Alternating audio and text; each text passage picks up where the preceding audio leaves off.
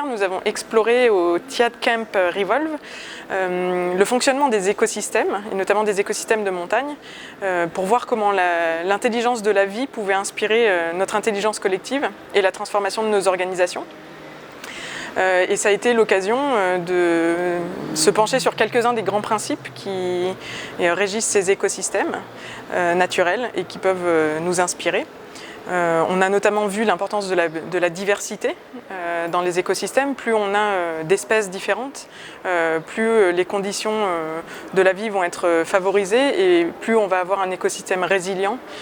C'est-à-dire que si une espèce est affaiblie, ce n'est pas l'ensemble de l'écosystème qui est affaibli. Et on a notamment introduit la notion de fonction, c'est-à-dire que l'interaction entre les différentes espèces crée des fonctions, comme par exemple la création et la protection de sol ou la dissémination de graines. Et ces fonctions sont assurées par diverses interactions entre plusieurs espèces.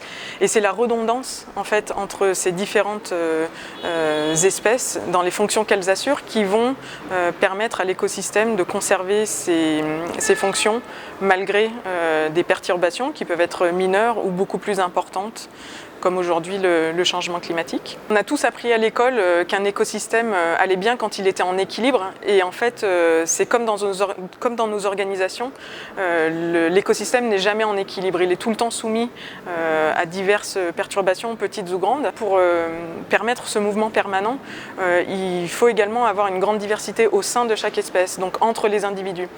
Et on voit très souvent au sein d'une même population d'arbres ou d'oiseaux par exemple, des comportements différents avec un petit peu comme chez les humains des caractères différents qui s'expriment différemment entre les individus. Et c'est cette grande palette en fait, de comportements qui constitue un catalogue d'adaptations possibles.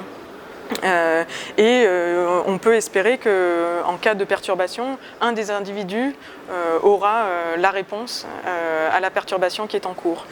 Et c'est pour ça qu'on a introduit notamment cette idée de courbe de Gauss, donc une courbe en cloche, où se situerait l'ensemble d'une population humaine ou animale, dans laquelle il y a une moyenne, l'essentiel de la population, qui a le comportement adapté aux situations de l'écosystème actuel, et puis aux deux extrêmes, des marginaux qui vont avoir des comportements qui peuvent sembler parfois absurdes ou extrêmement téméraires, mais qui pourront un jour être la réponse qu'il faudra à l'espèce pour se perpétuer dans les nouvelles conditions que rencontrera l'écosystème. Et on voit par exemple en montagne des arbres qui poussent à des altitudes très élevées, qui sont un petit peu des pionniers, et pour la plupart les graines ne poussent pas ou ils sont extrêmement chétifs. Et ces épicéas par exemple, ou ces arbres de haute altitude sont probablement ceux qui demain, dans les conditions actuelles de changement climatique, seront les arbres qui dissémineront leurs graines pour former les forêts d'altitude futures, puisque la limite de la forêt va avoir tendance à remonter avec le changement climatique. Cette diversité intraspécifique ou cette diversité au sein de l'entreprise entre les différentes personnes qui la composent est essentielle en fait pour trouver un jour la bonne réponse.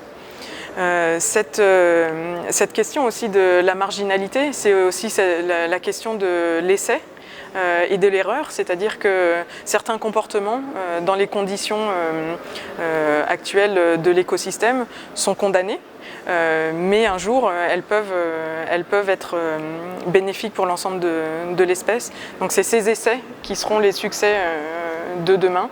Dans les écosystèmes naturels, on voit aussi les types de relations qu'entretiennent les organismes entre eux, qui peuvent varier de la compétition, la prédation, et jusqu'à la coopération et le mutualisme. Et plus un écosystème est sous contrainte forte, donc par exemple en très haute altitude, plus on va observer des comportements de coopération pour affronter ensemble en fait, des conditions climatiques particulièrement rudes. Si plus on monte en altitude, plus on va trouver des spécialistes. Donc on a évoqué par exemple le lièvre variable qui change de couleur en hiver pour se camoufler sur la neige et qui devient blanc. C'est des adaptations qui sont extrêmement bien pensées pour des écosystèmes très contraints. Et ces spécialistes qui ont inscrit très profondément dans leur gène des adaptations pourront avoir plus de mal à s'adapter à des grandes perturbations comme le changement climatique que des espèces plus généralistes comme le renard, le cerf ou d'autres espèces qu'on trouve en montagne et qui vont être capables de diversifier soit leurs habitats, soit leur alimentation. Une grande question de l'évolution et de la résilience des écosystèmes est celle du temps.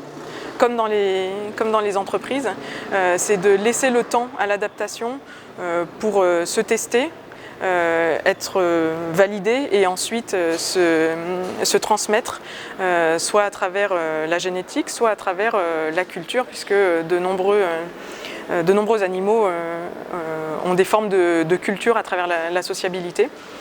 Donc le temps est essentiel à l'évolution des écosystèmes.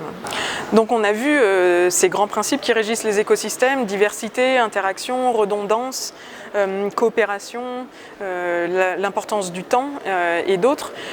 Cette analogie, elle est intéressante jusqu'à un certain point, puisqu'elle remet en fait la notion de vivant au cœur de nos comportements et de nos organisations.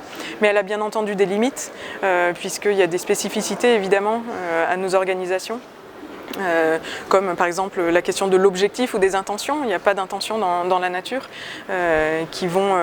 sur lesquelles on va buter si on s'avance trop loin dans cette analogie. Mais en tous les cas, c'est une source d'inspiration pour étayer notre intelligence et notre intelligence collective. Donc voilà, j'aurais qu'une suggestion pour poursuivre cette réflexion, c'est de vous inviter à aller dans la nature et à observer comment fonctionnent tous ces organismes qui ont chacun une intelligence propre et qui excellent chacun dans leur fonction,